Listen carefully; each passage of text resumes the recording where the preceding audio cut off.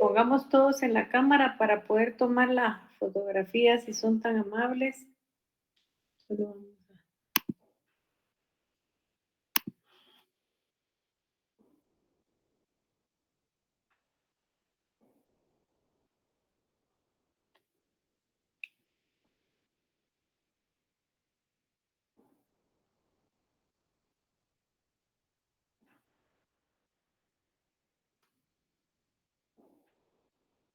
Buenas noches, licenciada. Buenas noches. Por favor, vamos a ir bien. Ahí estamos. Gracias.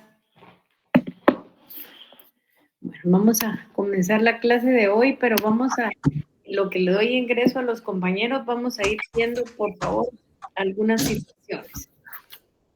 Yo necesito que ustedes comiencen a leer ya el Código Tributario. El Código Tributario es el decreto 6-91 del Congreso de la República. Nosotros vamos a leer prácticamente esta ley, la vamos a ir leyendo por partes. Por eso yo quiero que en esta etapa ustedes lean hasta el artículo 120A. Hasta ahí van a leer. 120A. Y les doy la explicación. No es que no vayamos a leer todo, vamos a leer todo. Pero lógicamente el artículo 121 tiene que ver con el proceso administrativo. ¿Y en dónde vamos a ver nosotros el proceso administrativo? Cuando comencemos a ver lo que es el procedimiento contencioso en materia tributaria. Entonces, por eso es importante completamente este tipo de situaciones. Entonces, que comiencen ya a leer el Código Tributario y van a llegar hasta el artículo 120A. Otra situación es que dentro del programa, en el punto número 11, se recuerdan que dijimos el día martes que venían 3 escrituras, que era transacción, compromiso y cláusula compromisoria. Yo ya hice la investigación y resulta que es un error de impresión. Entonces, no vamos a leer nosotros esas escrituras. Así que, por favor, eliminémoslas del programa nuestro. No sé si con eso me logro hacer entender. ¿Alguna duda, algún comentario? Si no es así, entonces vamos a continuar con nuestra clase el día de hoy. Bueno, entonces hoy vamos a seguir nosotros hablando de lo que es derecho. Permítanme que vamos a meter aquí. Vamos a hablar de lo que es, a continuar hablando de lo que es derecho tributario.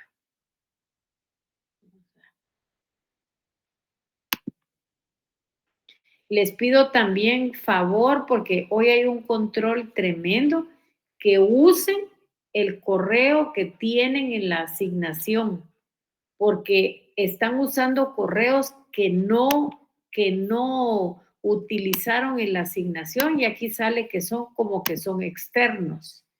Entonces, si en algún momento le ponen algo al sistema, ustedes van a tener inconvenientes. Entren con el correo que ustedes dieron cuando se inscribieron.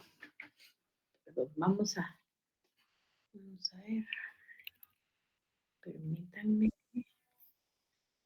Espérenme.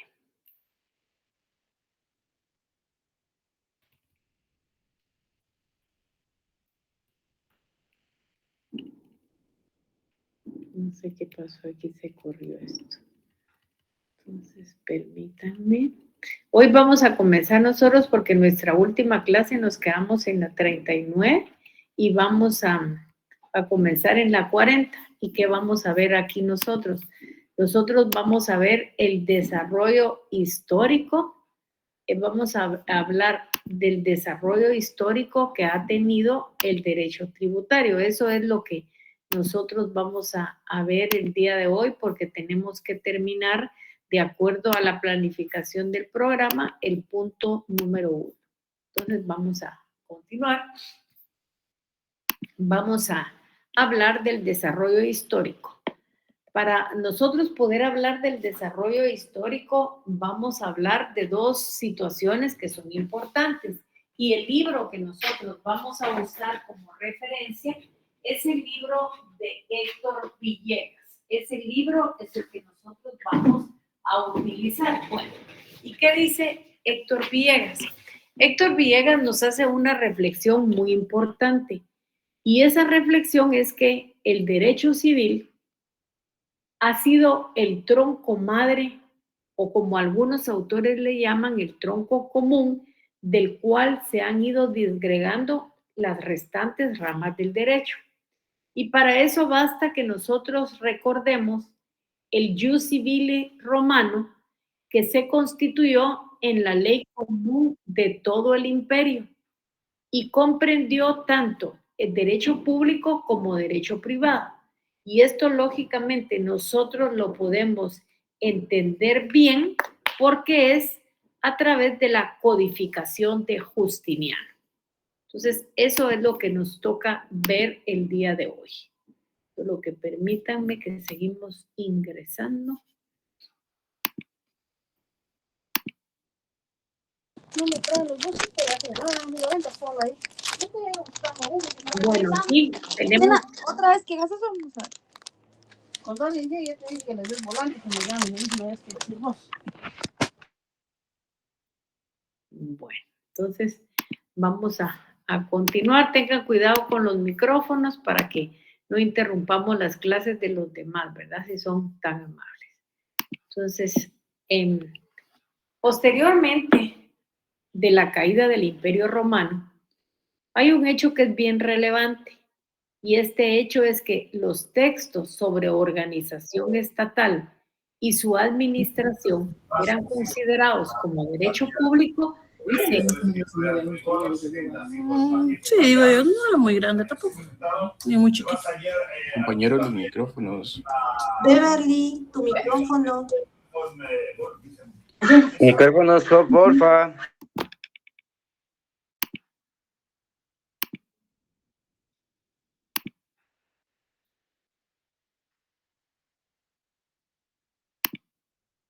Bueno, les ruego mucho que tengan cuidado con los micrófonos, porque nos interrumpen y si yo los quito, los voy a quitar de una vez y ya no van a poder entrar. Entonces, por favor, ya van 2 veces, 2 micrófonos que se activan. Eso quiere decir que no estamos teniendo cuidado. Por favor, tengan cuidado.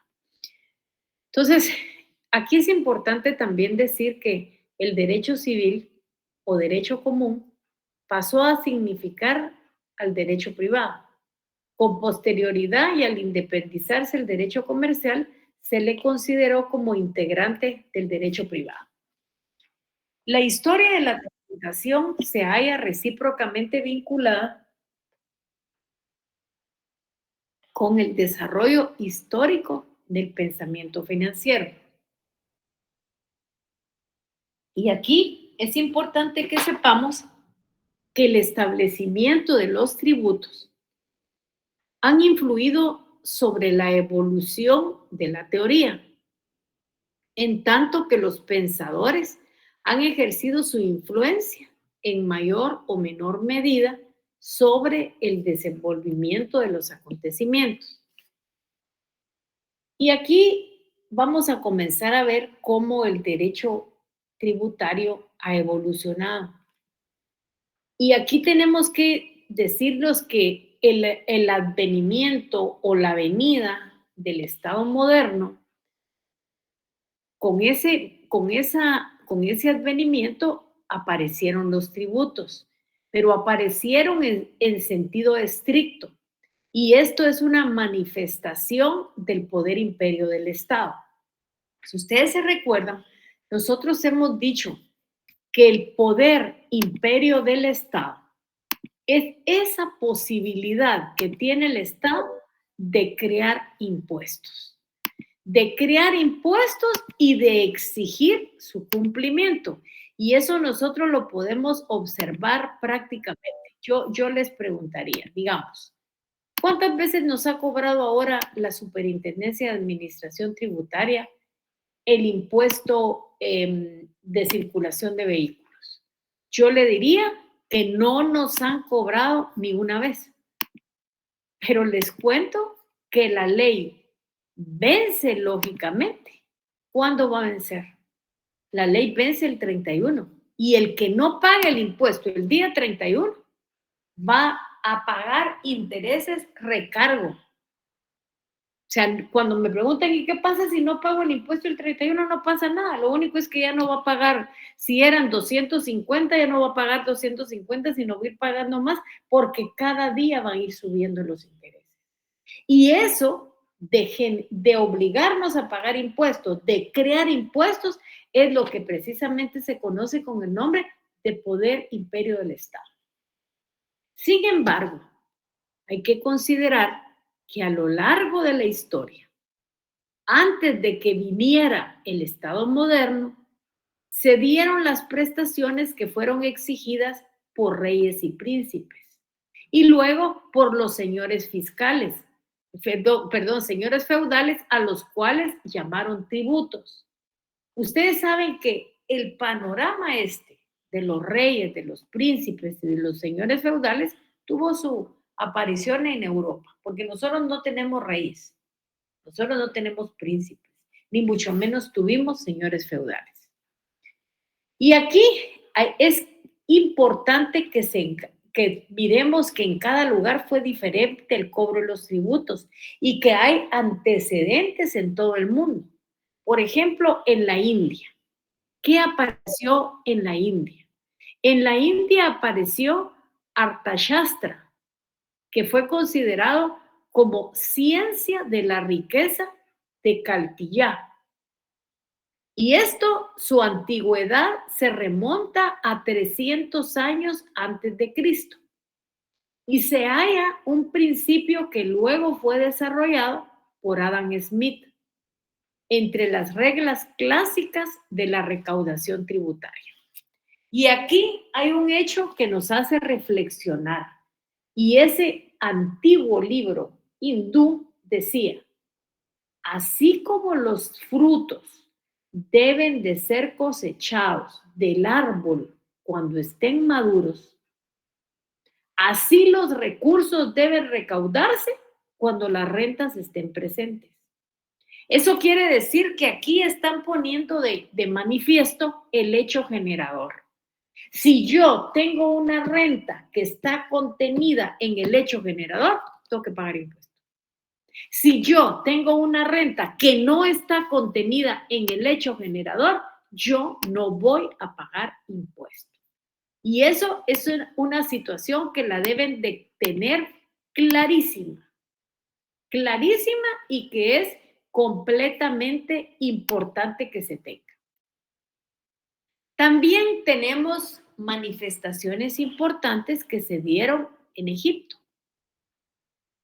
Habían ciertos gravámenes sobre consumos y réditos en la época de los ptoloneos.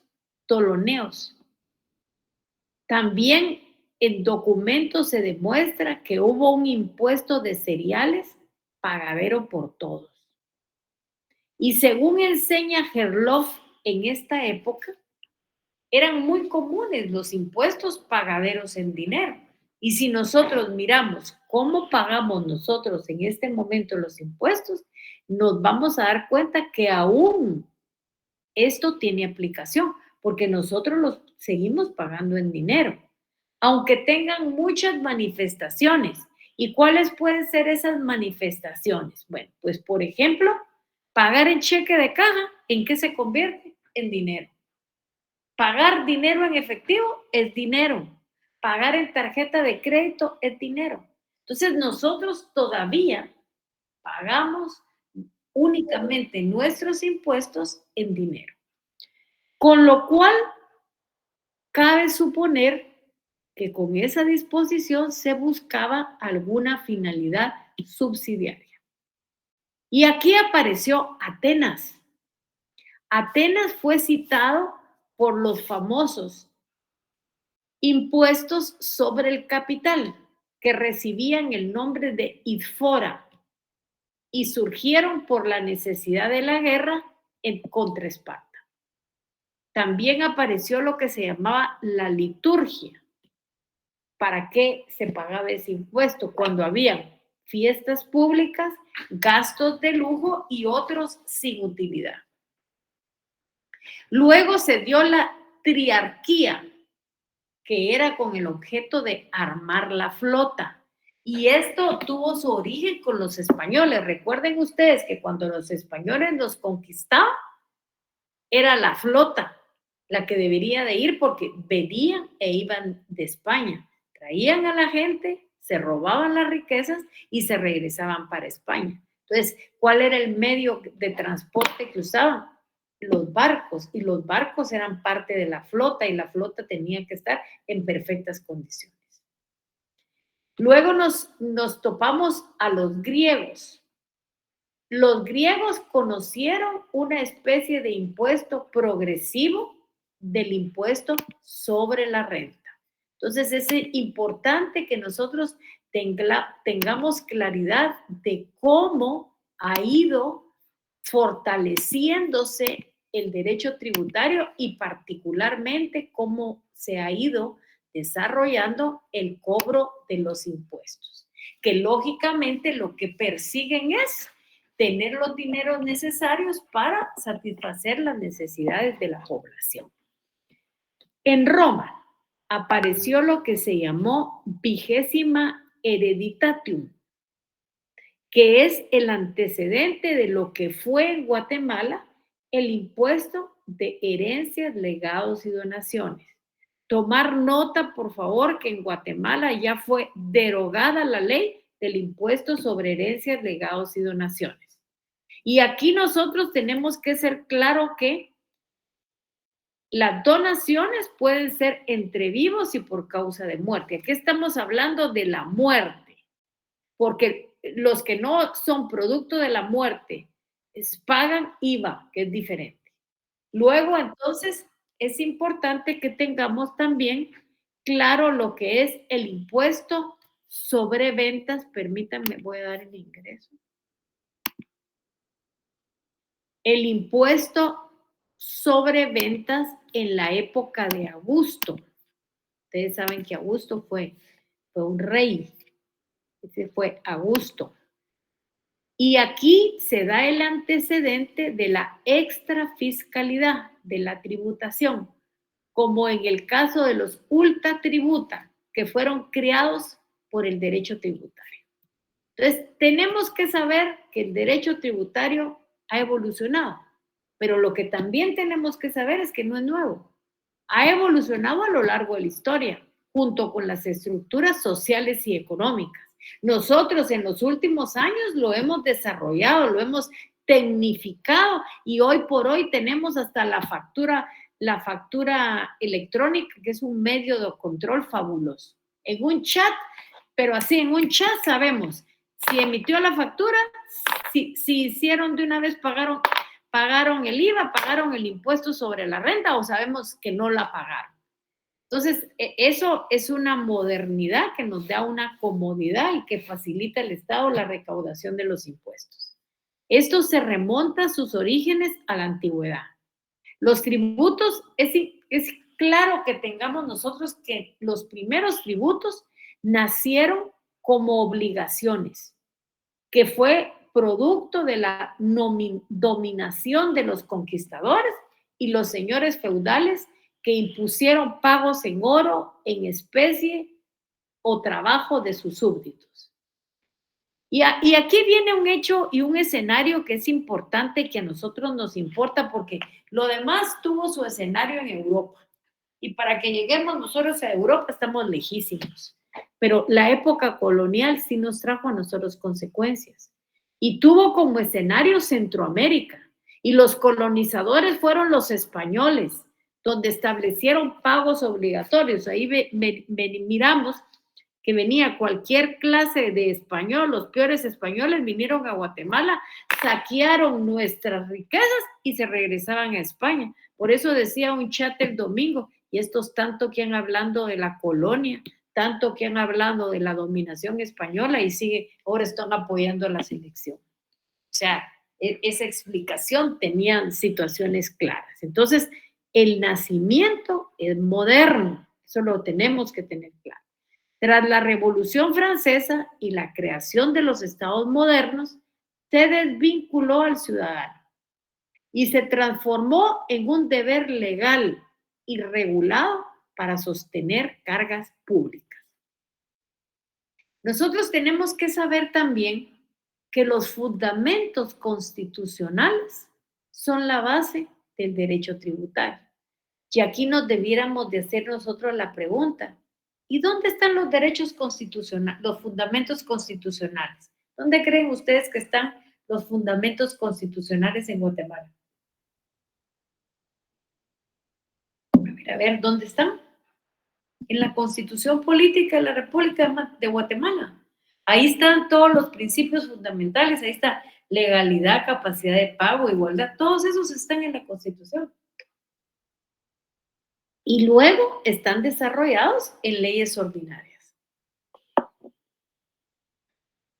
Hay que hacer del derecho tributario un análisis histórico. Antes del constitucionalismo, el Estado tenía el poder de determinar impuestos. Y los tributos dieron origen al constitucionalismo y a las grandes revoluciones que han sucedido en la historia. Sin el abuso en el cobro de los impuestos, no habría Estado moderno. Porque los impuestos, ¿a quiénes afectan directamente?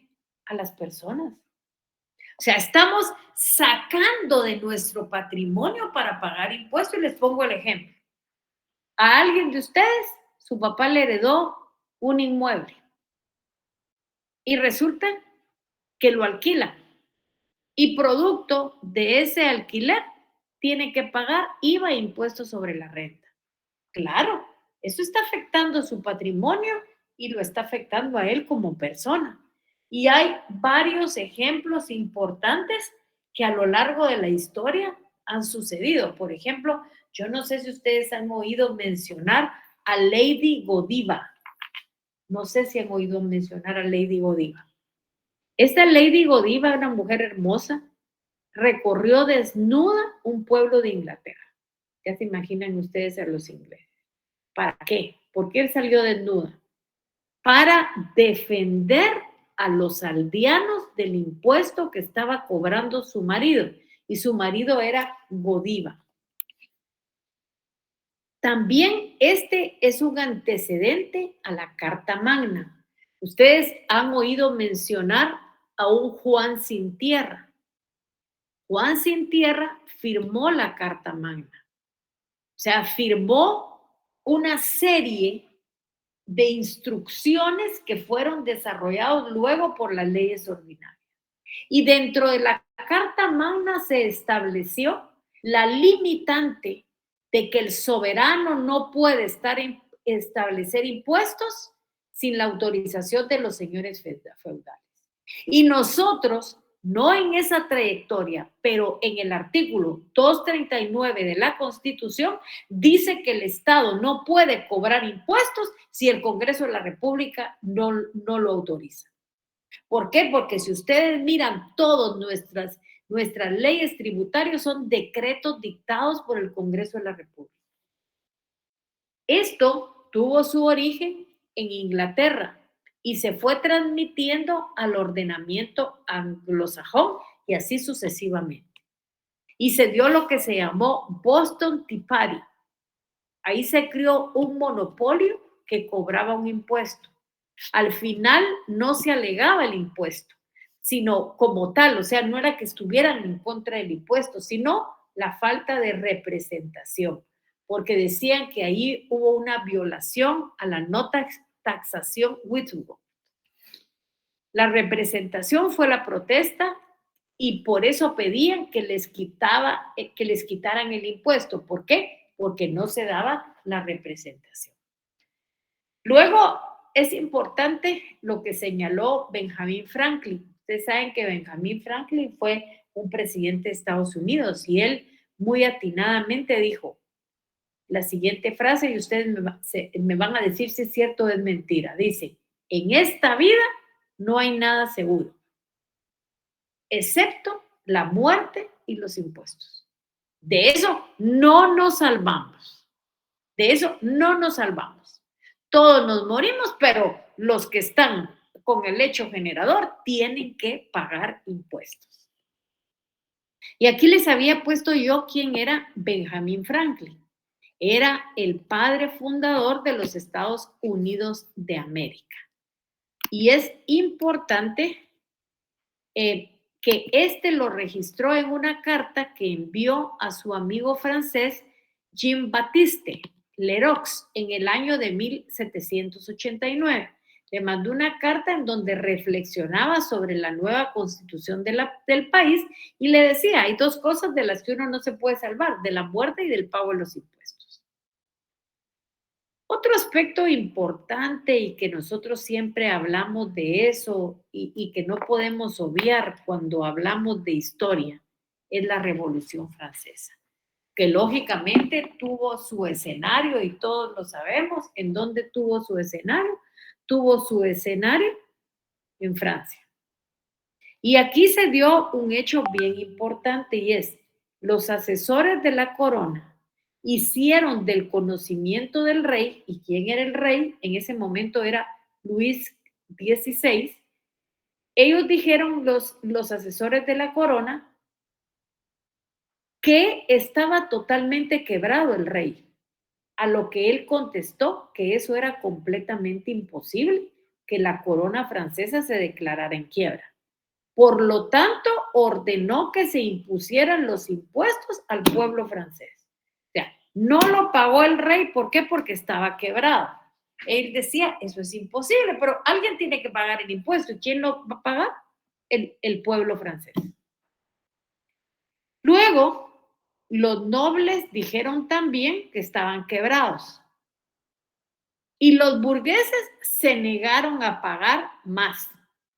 Y ahí estuvo la revolución. Por eso se inició la revolución. ¿Para qué? Para revocar a Luis XVI. O sea, había muchas otras situaciones, pero una de ellas fue porque se negaron a pagar el impuesto. Entonces fue una revolución fracasada desde el punto de vista tributario.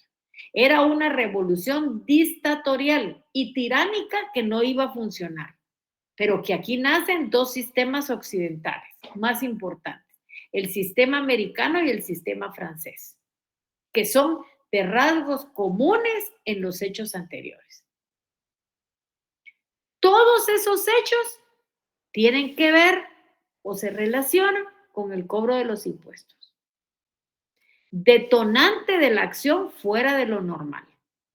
Los ciudadanos reclaman consentimiento o representación de los obligados. En lo anterior encontramos el principio de legalidad y surgen desde esos actos el constitucionalismo como garantía de los ciudadanos.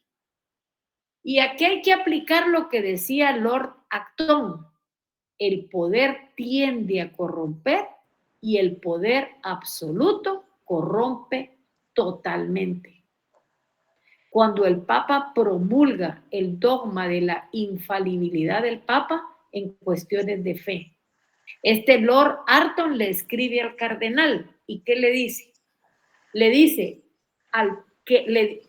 diciéndole al Papa, le escribió y dice, lo que acaba de hacer es muy peligroso, porque resulta ser un poder absoluto, y le recomienda al Papa que trate el poder con mucho cuidado, porque el poder tiende a corromper y el poder absoluto corrompe totalmente.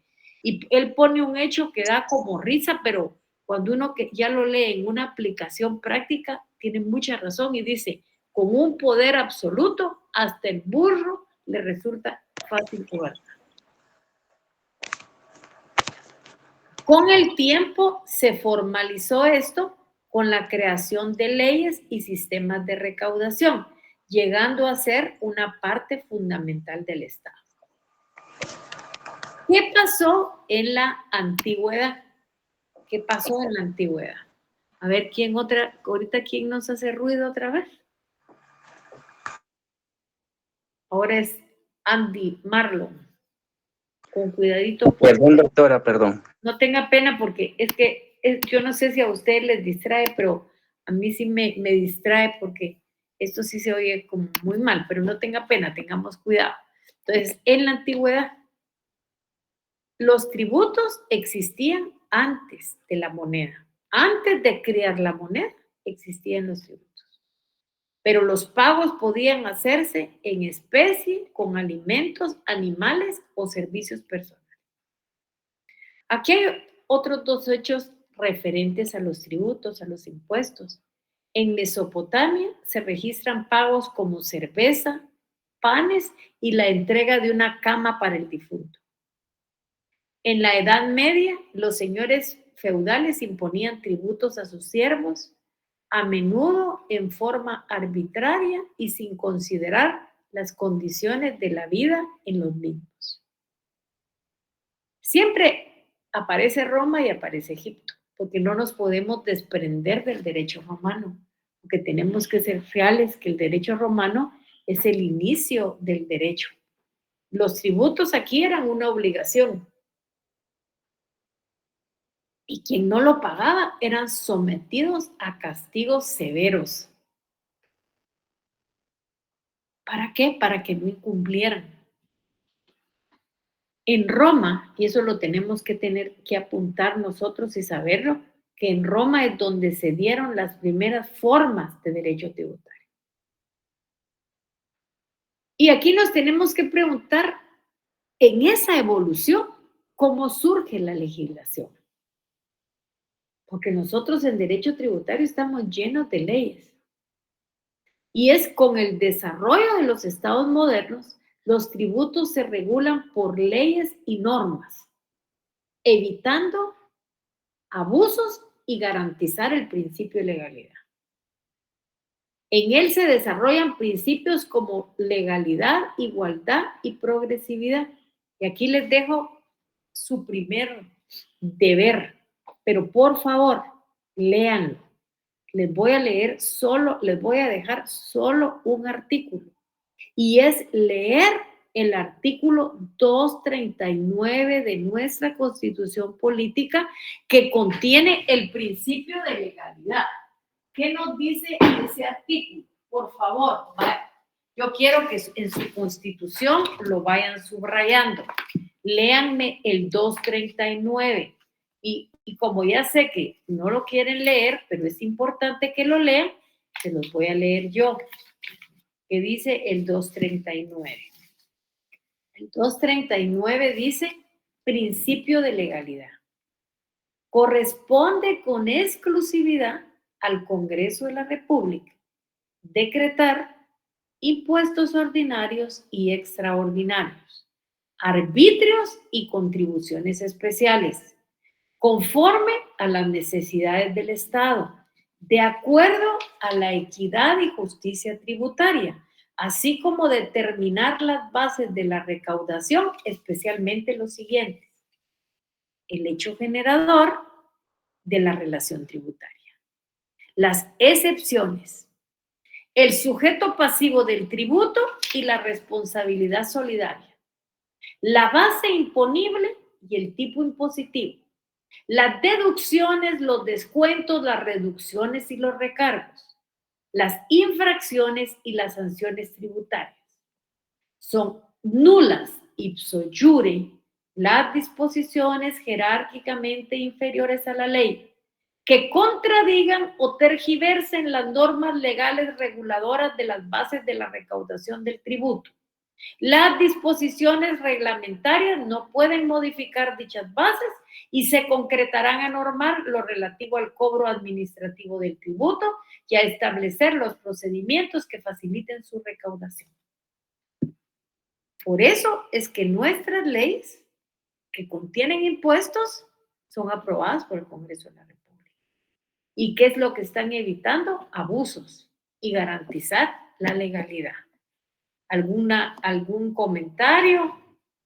¿Algo que no les haya quedado claro? Usted me dice. No hay problema. Bueno. Licenciado. Me manda, sí. Sí, una consulta respecto a lo que usted estaba hablando. En este caso, como pues el Estado por medio del Congreso es quien pues crea estas leyes para poder como regular pues prácticamente todo lo relativo al tributo, esto pues también tendría que establecer cuál es el uso que ellos le dan a esos tributos, ¿correcto? Sí, eso está está siempre en otro artículo de la Constitución y está en el artículo, permítame, ahorita se lo voy a buscar. Vamos a ver. Espérenme, aquí está el 171. Sí. Dice, son atribuciones del Congreso: decretar, reformar y derogar las leyes, aprobar o modificar o improbar a más tardar 30 unos el presupuesto del Estado, decretar impuestos ordinarios e extraordinarios conforme a las necesidades del Estado y determinar las bases de la recaudación. El pago de los impuestos, ¿para qué es? Para satisfacer las necesidades de la población. ¿Y cuáles son lógicamente esas necesidades de la población? Y aquí tenemos en el artículo 2 que dice deberes del Estado.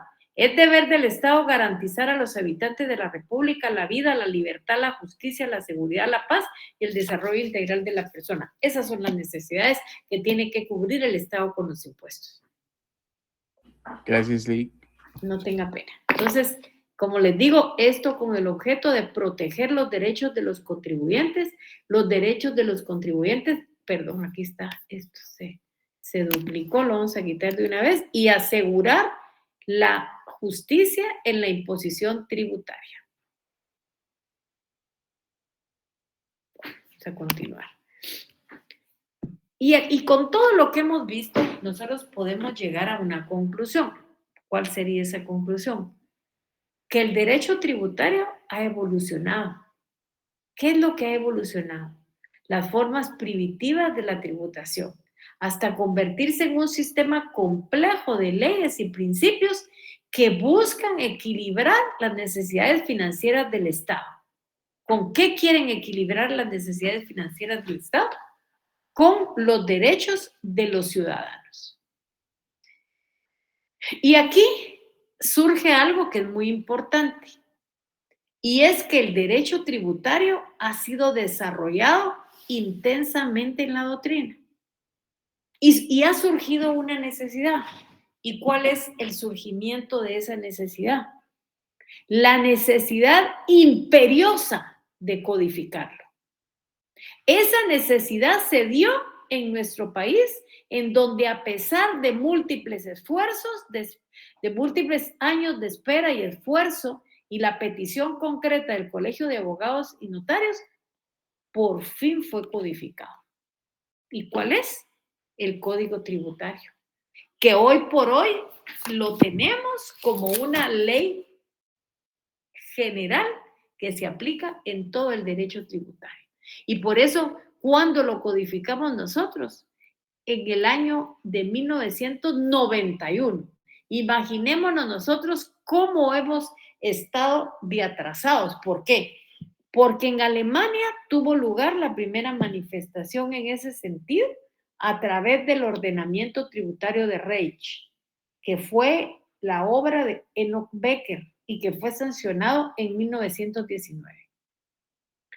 México podrá tener muchas cosas malas, pero trabajan y se pegan a todos los requerimientos. Imagínense, 20 años después que lo hizo Alemania, fue sancionado como modelo del alemán. Lo copiaron, pero lo pusieron. En Argentina en 1943, en Brasil en 1966. Y nosotros hasta en el año de 1991. ¿Y cómo lo sancionamos? Con el nombre del Código Tributario. Y aunque ustedes no lo crean, fue una petición concreta del Colegio de Abogados y Notarios de Guatemala. ¿Y por qué?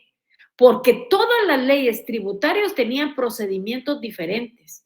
Entonces, en la mentalidad del abogado tributarista estaba un procedimiento del IVA, un procedimiento del impuesto sobre la renta, hasta los plazos eran diferentes. ¿Y quién era el que pasaba problema aquí? El contribuyente y lógicamente su abogado.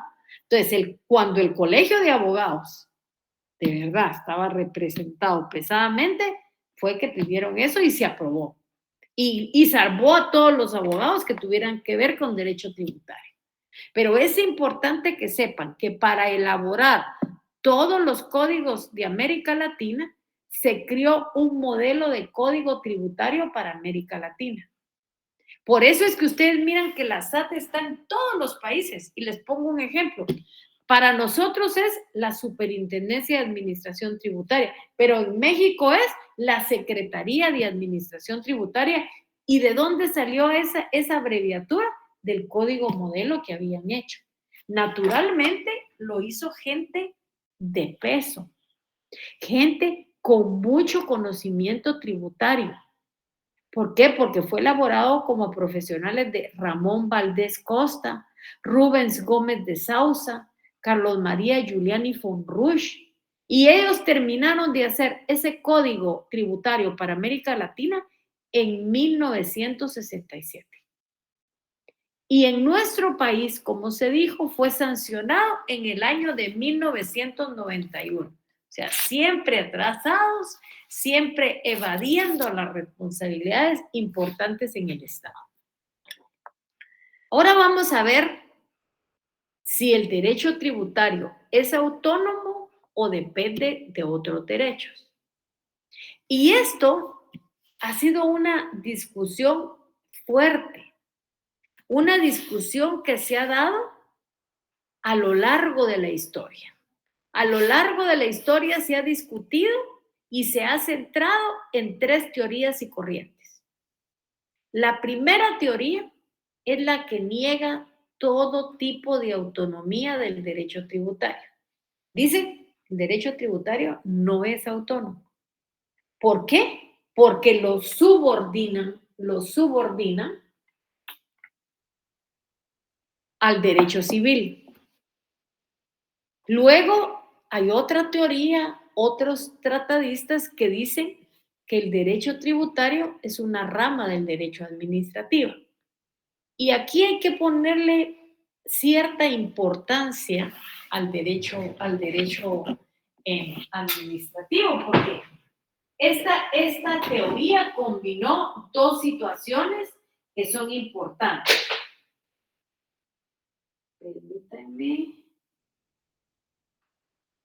Permítanme un momentito, que me están diciendo algo de la foto.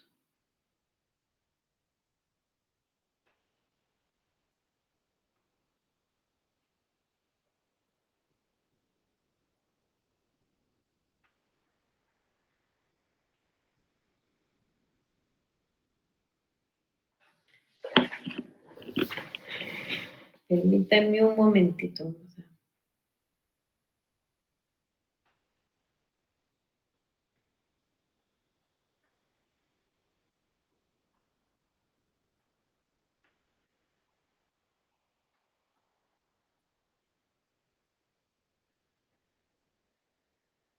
Híjola. Vamos a tomar la foto, porfa, porque se nos borró. Permítanme. Quiero ver aquí.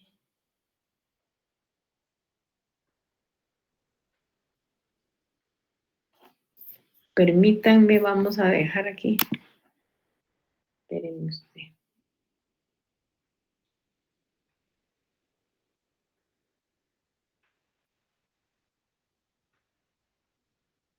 Por favor, pongámonos todos con la cámara, si son tan amables.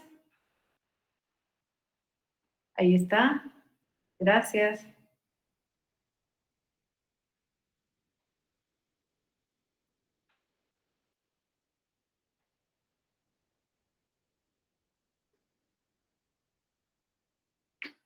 Bueno. Entonces, vamos a parar aquí. Permítanme, entonces, vamos a continuar. Disculpen, entonces, se me olvidó la foto, ustedes díganme. A mí se me olvidó. Bueno, entonces ahorita vamos a ver la otra.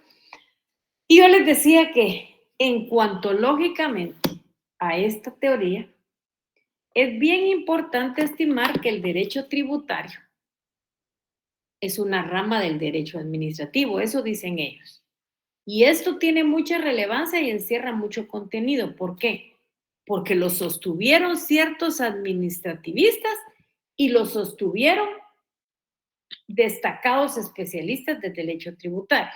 ¿Quiénes son los administrativistas? Alessi, Gaetano, Ovita. Y los especialistas en derecho tributario es Giannini y Blumenstein. Si ustedes se dan cuenta, estas corrientes, lógicamente, ¿qué es lo que son? Estas corrientes prácticamente son las que tienen la escuela italiana. Y la tercera tesis que considera al derecho tributario autónomo. Autónomo de las demás ramas del derecho. ¿Y por qué se considera autónomo? Porque es una disciplina que aparece integrada con un haz de relaciones homogéneas o cuando su contenido se constituye por normas de las mismas especies jurídicas.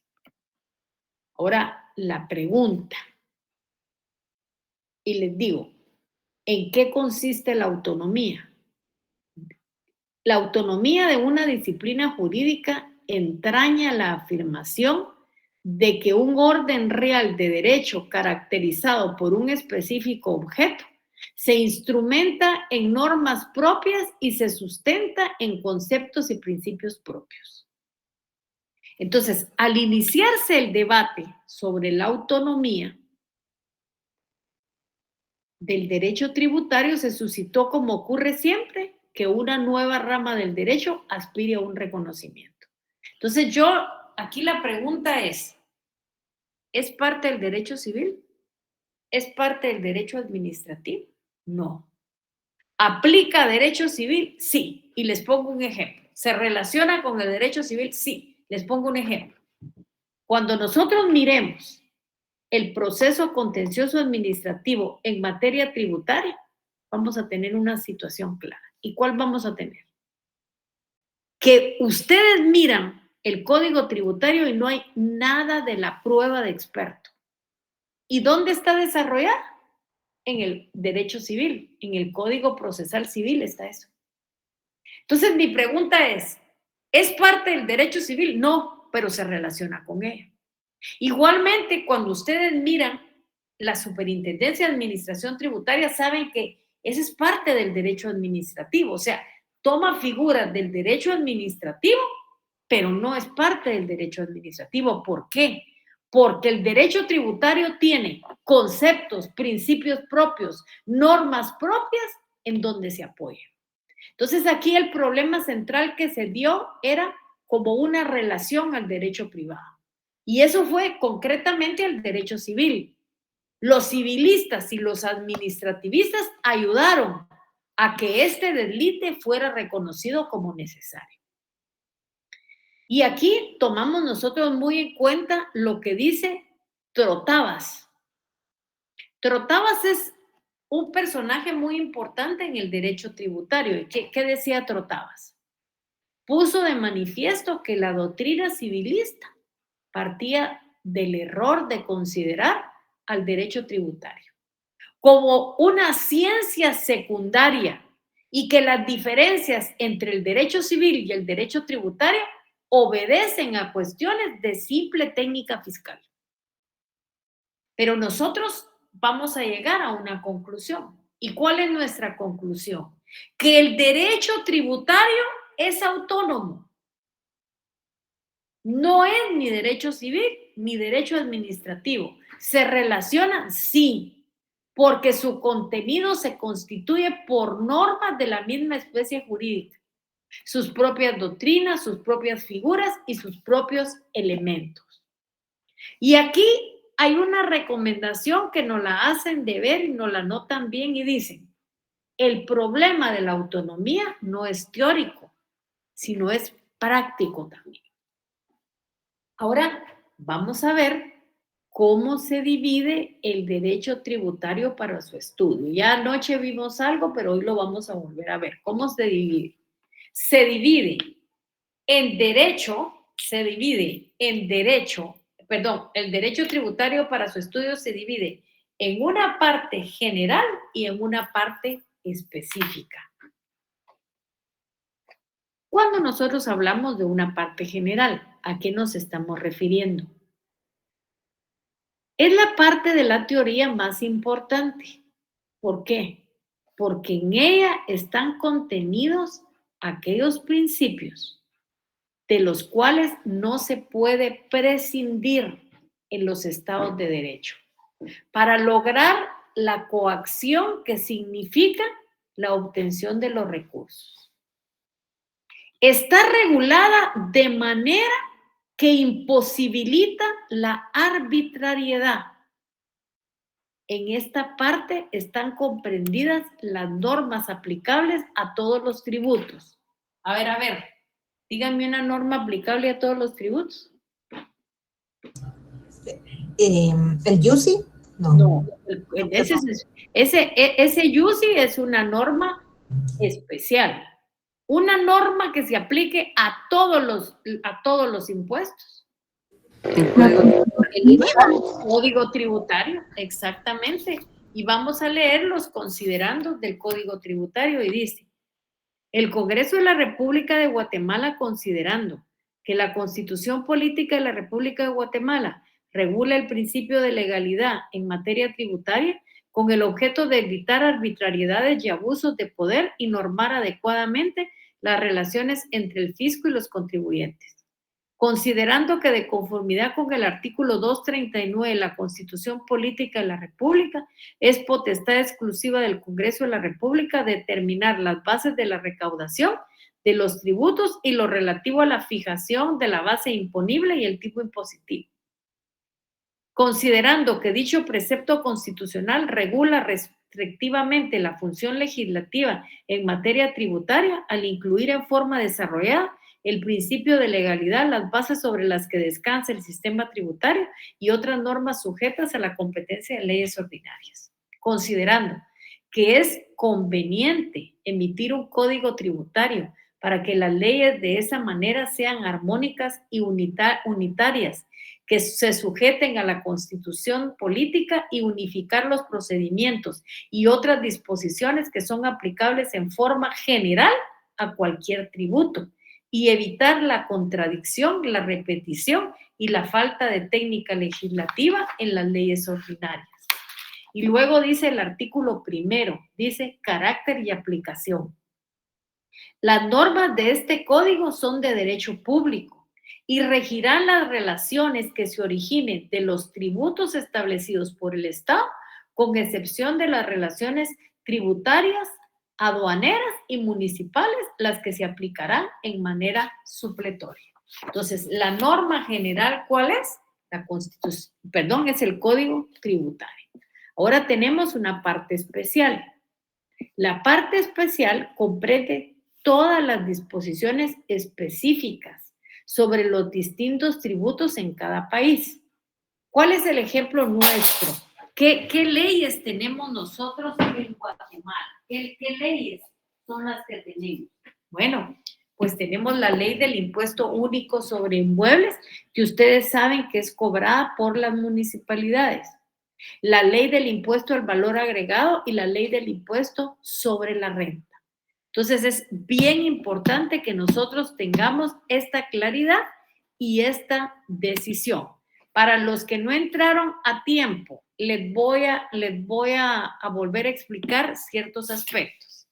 ¿Qué tenemos que leer? ¿Con cuál vamos a comenzar nosotros la parte práctica? ¿Con qué ley vamos a comenzar la parte práctica?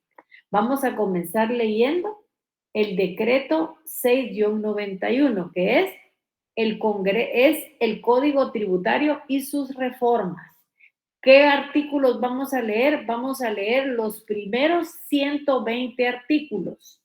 No es que no vayamos a leer los otros, los vamos a leer, pero esos nos van a hacer falta en la parte cuando comencemos a ver el proceso administrativo.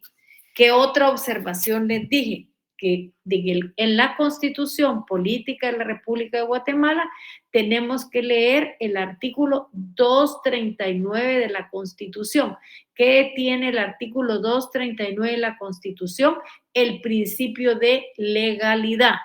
Luego tenemos que dentro del programa de estudios, yo el martes les hice la primera aclaración, resulta que por un error de impresión tenemos en el artículo 11, tenemos transacción, compromiso y cláusula compromisoria.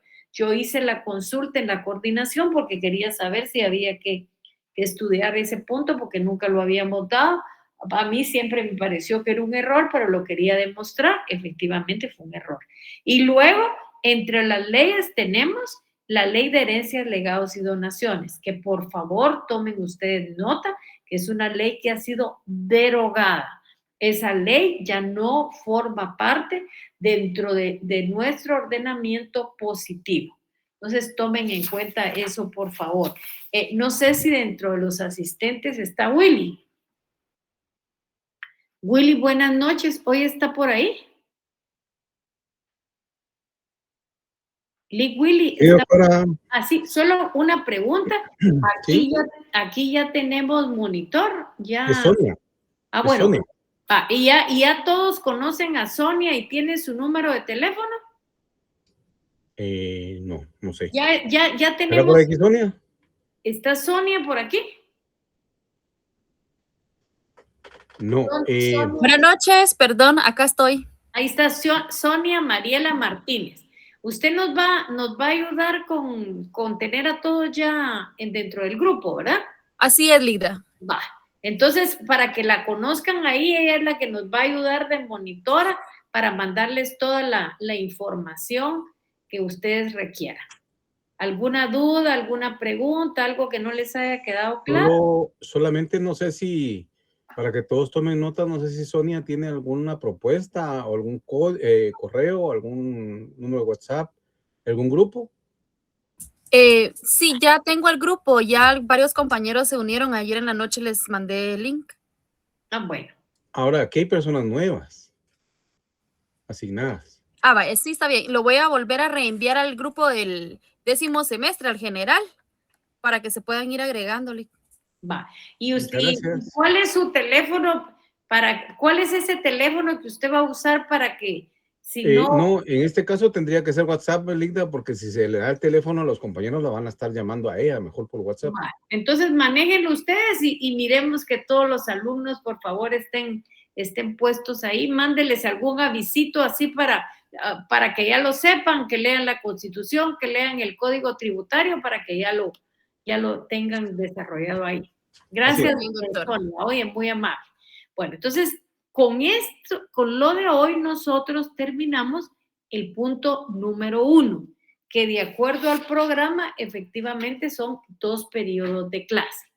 Entonces, yo les preguntaría si tienen algún comentario, alguna duda, algo que necesiten platicar. Sí, Sofía Ronquillo, ¿qué manda?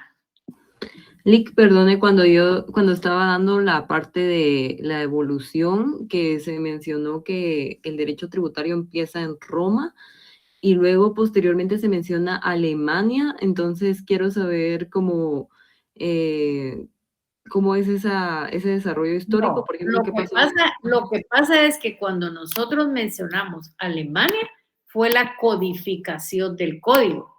Pero en sus orígenes comenzó en Roma y ahí se comenzaron a cobrar algunos impuestos. Le voy a regresar a donde mencionamos nosotros, permítame, donde mencionamos nosotros Alemania y es la codificación. Eso es lo que dice aquí también. Dice, el derecho tributario ha sido desarrollado intensamente en la doctrina y ha surgido la necesidad imperiosa de codificarlo. Esa necesidad se dio en nuestro país, en donde a pesar de los múltiples años de espera y esfuerzo y la petición concreta del Colegio de Abogados, por fin se pudo codificar. En Alemania tuvo lugar la primera manifestación en este sentido a través del ordenamiento tributario de Reich, que es la obra de Enno Becker y fue sancionado en 1919. En México, tomando como modelo el alemán, fue sancionado en 1939. Aquí estamos hablando de la codificación. Perfecto. Entonces en Roma pasó que Exactamente. o el cobro de tributos. Roma está mucho más adelante. Permítame. Lo voy a poner aquí en Roma. Aquí está, miren, Roma y Egipto, los tributos, era cuando estábamos hablando de los tributos, eran una obligación con castigos severos para quienes no cumplían. En Roma es donde se dieron las primeras formas del derecho tributario, y hay otra de Roma que le voy a decir aquí, que hablamos del antecedente de lo que era la ley del impuesto sobre la renta, la ley de herencias, legados y donaciones, y que aquí está, mire, en Roma el impuesto se dio a la 20ª hereditario, que era el antecedente del impuesto sobre herencias y también sobre las ventas en la época de Augusto. Pero era ahí de los impuestos y allá de la codificación. Ok, muchas gracias. Bueno, ¿alguna otra duda, pregunta más, comentario? Licenciada, solamente de la última parte que usted mencionaba, de la parte especial, ¿esos serían todas las leyes que se derivan del Código Tributario, ¿no? Que siempre van en relación al tributo, ¿no? O sea, la parte especial son todas las leyes que contienen impuestos. ¿Cuáles son las leyes que contienen impuestos? La normativa del impuesto sobre la renta, que contiene el impuesto sobre la renta. La ley del impuesto único sobre inmuebles, que contiene la ley del impuesto único, y así sucesivamente. Luego, la ley del impuesto al valor agregado, la ley del impuesto de timbres fiscales y papel especial de protocolo, la ley de circulación de vehículos. Esas son las leyes que contienen impuestos, que han sido creadas por el Congreso de la República. Gracias, licenciada. No se preocupe. ¿Alguna otra pregunta? Perdónenme, licenciada, yo tenía duda con relación por ejemplo, con relación al código tributario que tiene que ser como, no tiene que contravenir lo que ya estipula la Constitución Política de la República de Guatemala, y lo que usted mencionaba sobre la capacidad de que el contribuyente tenga esa, pueda hacer efectivo ese tributo. Cuando es así, ¿cómo se puede interpretar eso, licenciada? Primero nosotros tenemos que aplicar la Constitución Política de la República de Guatemala. Por ejemplo, en el artículo 239 dice el principio de legalidad. Ese principio de legalidad nos dice que es el Congreso de la República el que va a aprobar todas las leyes. Luego, ¿qué nos dice? ¿Cuáles son los requisitos que van a tener las leyes? No habla de lo que va a regular el reglamento. Dice que hay alguien que está hablando por ahí, ¿quién será? Bueno, entonces, y luego nosotros, ¿eso a dónde lo vamos a desarrollar? Al Código Tributario. Porque el marco general es la Constitución.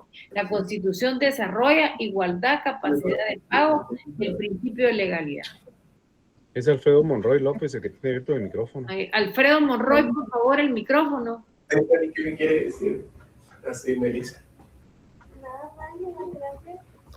Esperemos que termine de platicar. Si alguien le puede llamar para avisarle que tiene abierto el micrófono, que está distante. Ya lo apagó. Ahí está. Bueno, entonces no sé si con esto logro explicarle, Rosa. O sea, primero, el marco normativo en nuestra Constitución, y luego va a estar desarrollado en leyes especiales o en leyes generales. Sí me quedaba muy claro eso. Mi duda iba, tal vez no la planteé bien, era, bueno, entonces, cuando no hay capacidad de la persona en poder cancelar o pagar un tributo, o sea, aunque el Congreso lo haya decretado, si ya la Constitución Política establece que tiene, o el contribuyente tiene que tener capacidad, ¿cómo mide usted esa capacidad? Es que mire, la capacidad se mide. Si usted, por ejemplo, adquiere un inmueble de 10 millones de quetzales y de ahí no quiere pagar YUSI, o sea, con comprar un inmueble de 10 millones de quetzales, usted está probando que tiene capacidad de pago. Si usted tiene 10 inmuebles 10 inmuebles inscritos a su nombre, es porque usted tiene capacidad de pago. Si usted tiene un vehículo que es 2026 y es marca Mercedes-Benz, ¿eso qué es? Capacidad de pago. Entonces, tiene que pagar el impuesto. No es que diga, usted tenga todo eso y de ahí diga, yo no voy a pagar el impuesto porque no tengo capacidad de pago. No sé si logro explicarle. Sí, Ahora, si la persona no tiene un inmueble, ¿qué va a pagar si no tiene ningún inmueble inscrito? No es que usted compre 10 inmuebles y a la hora de pagar el impuesto diga, yo no tengo capacidad de pago. ¿Cómo no va a tener si tiene 10 inmuebles inscritos? O sea, claro. ¿Dónde está la capacidad de pago? La capacidad de pago está en el artículo 2, ahorita se la voy a leer. 239. Yo le consultaba porque fíjese que he visto, por ejemplo, que casas de zona 14, zona 7, zona 11 pagan un IUCI de 100, 200 quetzales y en otros municipios son 1000 y pico. Entonces, bueno, pero ¿qué se puede hacer? Digamos, por ejemplo, si usted hoy compró una casa y timbró la escritura en 10 millones de quetzales, mientras que esa casa de la zona 5 la compraron hace 20 años, ¿qué puede pasar ahí? Ahí el problema es de la municipalidad que no ha actualizado los valores. Pero esa no es capacidad de pago. Aparte de eso, cada municipio tiene sus propias disposiciones. O sea, si usted se da cuenta, por ejemplo, la luz que pagan en el recibo de electricidad Misco es mayor que todos los municipios. O sea, recuérdese usted que en eso del impuesto del IUCI hay circunscripción territorial, que es al municipio. Entonces, no es lo mismo Ciudad de Guatemala que Villanueva, que Misco, que Quetzaltenango, que Santa Cruz del Quiché. Cada quien tiene sus manifestaciones. Entonces, si ese señor paga 200 quetzales, hay que averiguar. O sea, no es lo mismo vivir en la zona 14 que vivir en la zona 8, pues.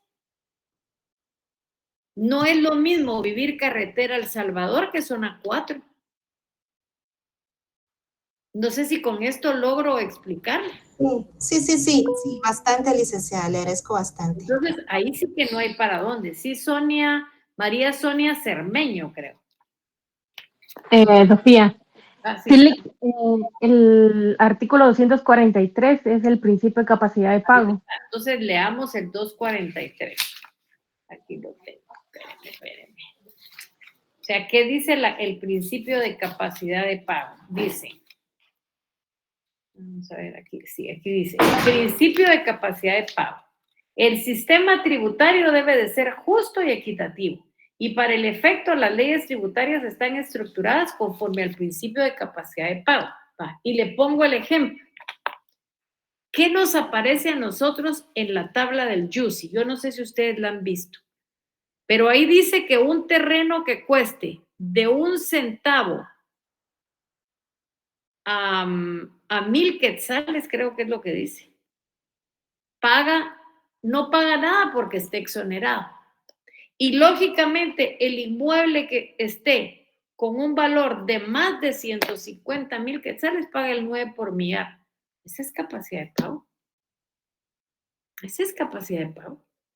Pero cada catastro tiene que hacer su trabajo y tiene que trabajar poco a poco. Entonces, eso de decir, pero los de la zona 2 pagan esto y los del otro municipio, recuérdese usted que cada municipio tiene autonomía y dentro de esa autonomía decide cómo va a cobrar el IUCI. Naturalmente, una propiedad antigua no costó ni la mitad de lo que vale ahora. O sea, si usted compra un inmueble que vale 10 millones de quetzales, sobre eso va a pagar el IUCI. Entonces, como le digo, esa es la capacidad de pago, porque honestamente le digo, no termino de comprender a dónde quiere llegar usted. con ese comentario? O sea, ¿qué es lo que le hace, digamos, la mueve? O sea, ¿qué Me es lo hace ruido. ¿qué es lo que le hace ruido? No, o sea, no sé hasta dónde quiera Sí. llegar usted con eso. Sí, por ejemplo, yo me pongo a analizar, ¿verdad? Que, por ejemplo, si es un sector más selectivo en la capital, que de estas zonas que yo puse como ejemplo, y los municipios que están retirados, o sea, tienen una mayor, un impuesto, y como usted bien dice, ¿verdad? Las municipalidades tienen autonomía para poder cobrar este impuesto, pero la evaluación de los inmuebles no es equitativa porque siento yo que como que no se apega a lo... Pero tienen que usar el mismo manual, si hay un manual para poder determinar. Es que con el YUSI hubo mucho problema, porque al principio, recuerde usted, que se dio el autoavalúo y cada quien ponía lo que quería de su inmueble, pero hubo un montón de gente que no hicieron el autoavalúo, que la municipalidad se los hizo. Por ejemplo, si usted tiene su casa y tiene parqué, que es aquel piso de madera carísimo, no va a pagar lo mismo que para quien tiene torta de cemento y así esté en la zona 14, usted en la zona 20. No es lo mismo quien tiene una casa de lámina que la tiene fundida. No es lo mismo uno que tenga una casa de un nivel que 2 niveles. O sea, hay muchas situaciones. Sí, sí, está bien. Ajá. Sí, muchas gracias. ¿Alguna otra pregunta? ¿Comentario? Bueno, yo les pediría, por favor, que vamos a tomar la fotografía, si son tan amables. La fotografía, todos, por favor, que la voy a tomar ahorita. Todos. Ahí estamos. Ahí estamos. Solo Alfredo Monroy López. ¿No puede poner la cámara? Alfredo. Hoy se nos fue Alfredo. Sí, Ligda. No, acá estoy ahorita. Perdón. Ahorita la coloco.